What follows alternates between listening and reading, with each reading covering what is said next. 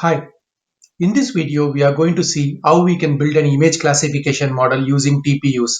TPUs are tensor processing units which are specialized hardware developed by Google for deep learning tasks. Now what we are going to do is we are going to see why do we need TPUs and how to build an image classifier using TPUs. Now let's get started with why do we need TPUs. When we take a neural network model, majority of operation in a neural network model is nothing but matrix multiplication and additions. Now, the number of such operation depends on how deep your network is and also the hyperparameter that you are giving. The hyperparameter can be a convolutional filter, the kernel size and other aspect of it. So your number of matrix multiplication depends on the hyperparameter as well. Now, when we take TPUs, TPUs are domain specific architecture specifically designed as a matrix processor specialized for neural network workload. Now, TPUs can handle this massive multiplication and addition for neural network at blazingly fast speeds. But at the same time, TPUs are not general purpose processor as GPUs.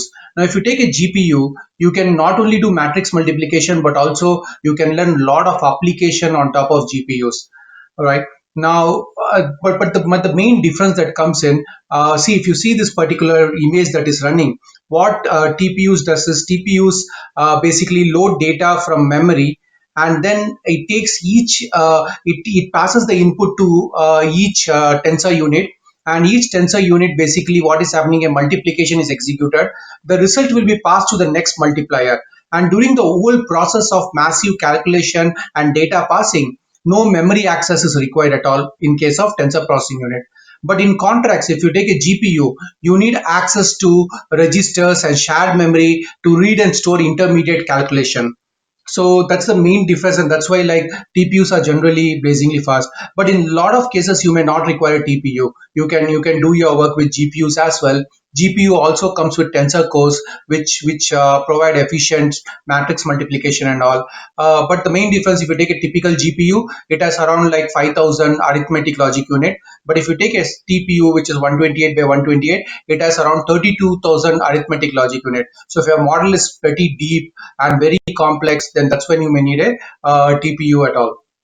Right, but this program with a slight modification can work on even GPUs and even CPU if you have time to wait and for the training to complete. So let's get started with the code. So what I'm doing over here is I am importing the TensorFlow package that I'm going to use. I have the NumPy package and I'm using TensorFlow datasets.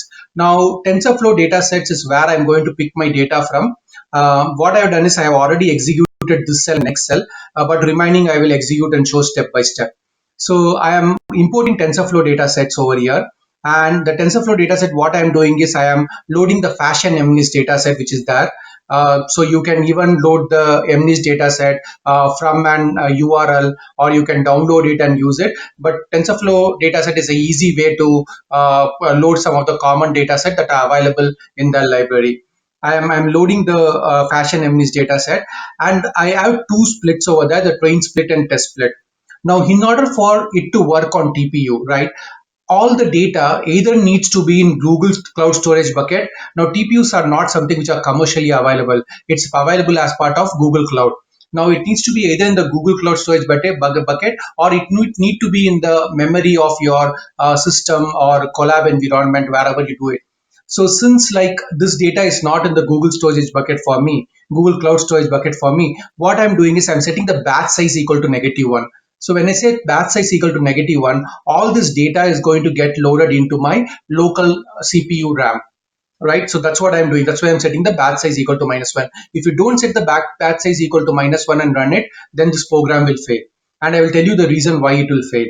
Right, but remember when you're running on a TPU, you want that if you're not running on Google Cloud, you want to have it in your local RAM. Right, so that's why I'm setting batch size equal to -1. Now what I'm going to do is I'm going to quickly visualize the data. So the TensorFlow datasets also provides and kind of show example method where it will show you the different images and the labels. So if you see, these are the different images available. There are total 10 categories. You have like coat, shirt, you have sneakers, trousers. There are multiple categories available, and you can see these are the images over there. What I'm going to do is I'm going to build an image classifier that may be able to classify unseen images in the future. right? So that's what we are going to do. Now, the very first thing I'm going to do is see, before starting, just make sure you just select the runtime and then change runtime type and select TPU over here to run on TPU, right? So don't forget that. Now I'm going to list the devices available in this particular session. So when I list the devices, you are seeing only CPU. You are not seeing TPU over here. But when you have a GPU service environment, you can see GPU also here. The reason is TPU is, as I said, is part of the Google Cloud, and you need to basically do a remote call to the TPU to get access to the TPU instance to execute. And that's what I'm going to show how to do that. Now, when you do and list physical devices, you will not find TPU over here. You will find only CPU over here. Now, the very first thing I'm doing is I'm taking the TensorFlow data set on top, which I have loaded. I have two output over here, data sets and info. Info contains the metadata about this particular data set, and the data sets itself contain the actual data set. So what I'm going to do is I'm going to convert this data set. One is the train and another is the test, both into NumPy. So I'm doing a TensorFlow dataset dot as NumPy and train and test. I'm just converting into a NumPy object.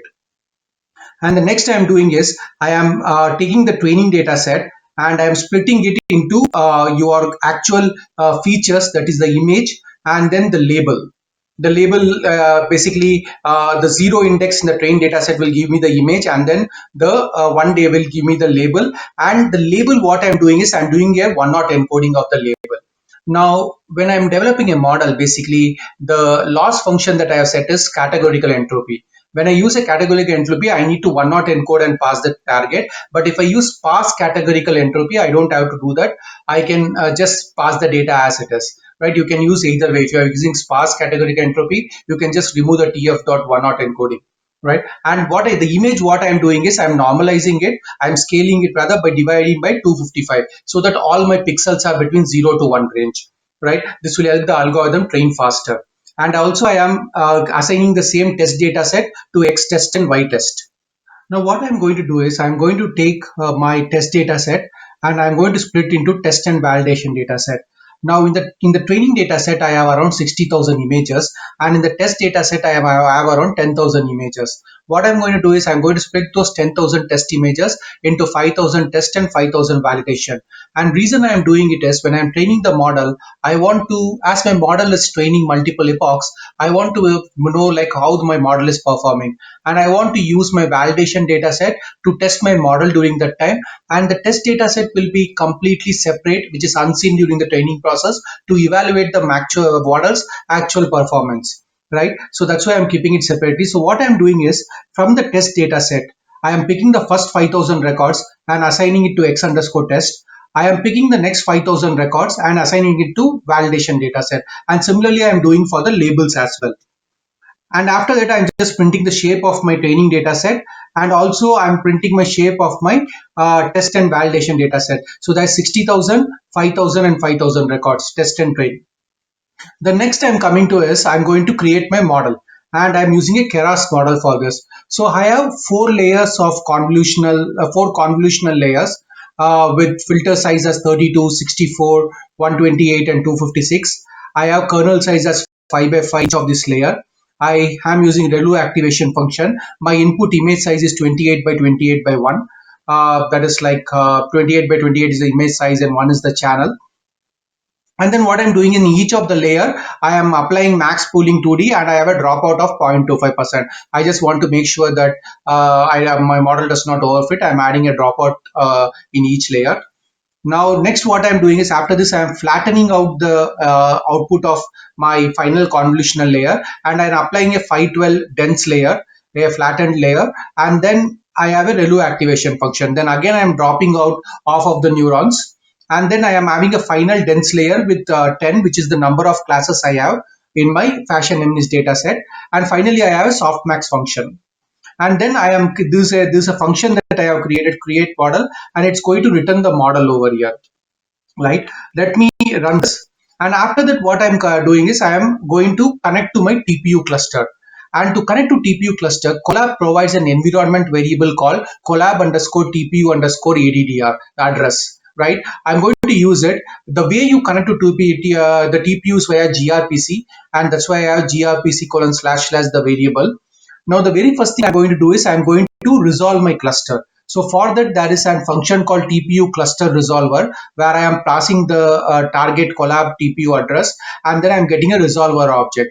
And once I have the resolver object, I'm going to connect to the cluster, right? That's where if you see the next step, I'm doing a connect to cluster, and then after that, I am initializing my TPU system. So these are the steps you will perform to connect to a TPU system, be it Colab or be it Google Cloud or be it other environment where you want to cloud.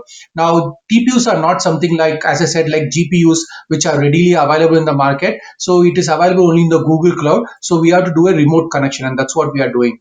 And once this three step is done, I need to set my distribution strategy, how I need to distribute my data in a multiple TPU environment. So that's where what I'm doing is I'm using the TF distribute TPU strategy, which uses an all reduce algorithm to distribute the model. And then I am passing the resolve object, I'm getting the strategy. So once I have these four steps, I am connected to the TPU now. Now what I need to do is I need to make my model run on the TPU, right? So for that, I have the strategy defined over here. I am telling which strategy scope, and anything with that which I put within the strategy scope will run on a TPU, right? So that's where I am running my model. So if you see over here, the very first step, I'm calling my create model function that will give me the Keras model, which I defined on the top. And then I'm compiling the model. I'm using Adam optimizer, which learning rate as 0.001. I just given in an exponential form over here. I'm using the loss function categorical cross entropy, and that's the reason I have created one not encoded vector of my target class. If I am using sparse categorical cross entropy, you don't have to do that. You can pass the numerical value directly, and then I'm define my metrics as accuracy, right? And then what I'm doing is once I have the compiled the model, I'm going to fit the data, and I'm assigning it to an history object. In the fit method, first I am passing my training data set. Let me run this, and then let me speak so that the model also gets complete. So what is going to happen is first I am passing the training data set. I have defined my batch size as 256. So in each iteration, it will pass 256 records in each iteration of a epoch, right? And after that, what I'm doing is I am telling like run for 234 epoch. The way I came, the epoch is run for 25 epochs, and I have 234 steps per epoch. Now 25 epochs is I have given, and how I came at 234 per epoch is I have basically um, divided my data set, right, which are 60,000 images by 256, which will give me this 234, right? So that's what I have given over here. Basically, 256 my batch size. I am running 234 batches. You can have lesser batch also. The reason is like it automatically does a random shuffle, and it will pick up multiple data set in each epoch, right? So I'm doing steps per epoch, and then I'm passing my validation data. I am passing my validation data set. I'm telling my validation frequency as 1. You can set it 5, 10. The reason I'm set after every epoch, it's going to do validation if I set as 1. If I set as 4, after every 4 epochs, it's going to do the validation. Now, validation is an expensive process. When you're running for thousands of iteration, maybe you want to do it an higher number so that every time it does not wait for validation, right? So these are the different parameters. If you don't have a validation data set, you can also set validation split equal to for any number. I have commented it out, but you can set that. Now, if you see the output over here, it has, if you see initially, it has started initializing the TPU over here. It is connected to the TPU system. It is telling there are 8 TPU cores, and it is printing all the TPU information, and then it has started training the model. Now it has almost like completed 23 epochs. Another 2 epochs is left, and you can see basically till the 17th 18th epoch, the model has been pretty good. But finally, if you see, like, it's ended with 94% test training accuracy and 92.7% validation accuracy. It's not a huge difference. If you see, the previous one was fine. It's 90 to 94 and 92.08. There is some overfitting, but not something really we need to worry about. It's not like 94% and 89% and 90%. It is pretty close. But how do we validate it? And that's where our test data comes into play, right? While before we go into the test data, let us save this model. that we have. What I'm doing is I'm doing model.save. Model is my model object, and I am saving it as fashion underscore tpuhd file. And then what I'm doing is I'm just visualizing my training and test accuracy, and you can see the I'm sorry, the training accuracy is there. It's going continuously like higher, but at the same the test accuracy after close to around close to 8 9 epochs, it has started deviating and coming down. Otherwise it has been higher, but still not something it has widened hugely. That is at towards the end, after some 17 18 epochs, there's been huge wide, but still not pretty huge. And we if our test accuracy is not keeping up with the validation accuracy or close to the training accuracy, then that means we have some problem. Otherwise we should be good. So we will see the evaluation part. We will see the evaluation part below as we get into that evaluation details of it. Now what we have done is we have trained the model and saved the model. Now what I'm going to do is I'm going to basically load the saved model, and that's what I'm doing over here. I'm calling the TF Keras load model. I'm calling the fashion underscore TPU and assigning it to a FMNIST load variable. All right. And then what I'm doing is I'm trying to evaluate the model. I'm passing the test data set, which is not seen during the training process. So what I'm doing is I'm calling the FMNIST load evaluate and test data set. And basically what I'm seeing is how well my model performs with the unclean data set. We saw our validation accuracy was pretty much close to 92 point some percentage. I just want to make sure that it's maintained. Yeah, you can see it's 0.9284, that's 92%, close to 93% is our yeah, it's our test accuracy as well. So the model is decent enough, at least for this demo. Now we can increase the complexity of the model. We can do a lot of things to make the model better. But what I'm going to do is I'm going to next show how you can see where the misclassification has happened. Now we have our model, but we want to know where our model is performing good and where it is not. So what I'm going to do is I'm going to call the predict function, and I'm going to collect all the output, right? All the output score in an y predict variable. So I'm just calling the predict function evaluate. What I'm doing is going to internally evaluate based on the test data set that we are passing. But in predict, I'm just passing the test data set, not the labels, and I am assigning the predicted labels over here. And I'm going to kind of import the classification report module from scikit-learn metrics to see the classification report. If you remember, I showed on the top there is a variable called info that shows info about the data set. What I'm going to do is I'm going to use the data set to get the target category names. So I have 10 class in the target. So what I'm going to do is I want to know the actual class, whether it's a shirt. Basically, the 10 class represents either a sandal, shoes, trouser, shirt. It's a fashion MNIST data set. So I'm getting the actual label names over there. And now y predict is there. I'm just printing the y predict to see. And you can see basically for each of the prediction, you might have got like an 10 array. And the maximum array is as the actual class that it has predicted. The other side is just a probability score, and it's a softmax function that we have given. So basically, it will kind of predict all the probability which sums up to 1, but the top one will have the actual prediction. Right. For that, what I'm going to do is I'm going to get the argmax function. So if you see over here, I am getting the classification report variable which I imported from scikit-learn. I am using the test data set, right, and getting the maximum argument. So my test data set is nothing but a one-not encoded variable, the actual test, right? So I'm getting the maximum variable, which will be the one which represents the target class. And the predicted is nothing but the probability score that you're seeing on the top. So I'm getting a argmax from that also. And the target column, I'm passing the info.feature label, which I have told you in the top. But you can also pass the label because I have assigned it to a labels column, but I'm just passing it directly. And here you can see the classification report now. Now in this classification report, what you are seeing is the sandals have been predicted 100% correct. The bag column and the trouser column are 99% accurate, but there are some things like which are dragging, like shirt in the instance. Basically, it's like 83 is the precision, and then the pullover 87 is the precision. So these are all dragging the overall accuracy. Maybe we need to go and look back whether we need more images of the pullover and basically pullover and the shirt column, or basically our training data set does not have all the representation of it. compared to our other test and validation data set. There are multiple factors that will come into play which we need to go and evaluate, but the classification report will give you a good intuition on where it went right and where it went wrong. Right now, I'm going to go one step further and I'm going to visualize the output, the predicted label, as well as the actual label. So what I'm doing in this case is I am picking random 25 records. So I have a random choice. I am picking random 25 records. I am aligning it to a subplot which is 5 by 5. And I'm passing the test data. And then what I am doing is I am passing my predicted label as well as the test label. And then in the output, what I'm doing is I'm just printing on top of the image, I'm printing a bracket which says the predicted label, and within a further normal bracket inside curly bracket, I am printing which is the true label.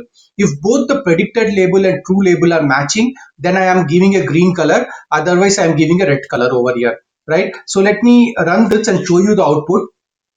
Now, if you see like this, the output over here, and in this case, you can see most are green. There are three red. Now, in this case, like our model has predicted T-shirt, but it's actually and shirt.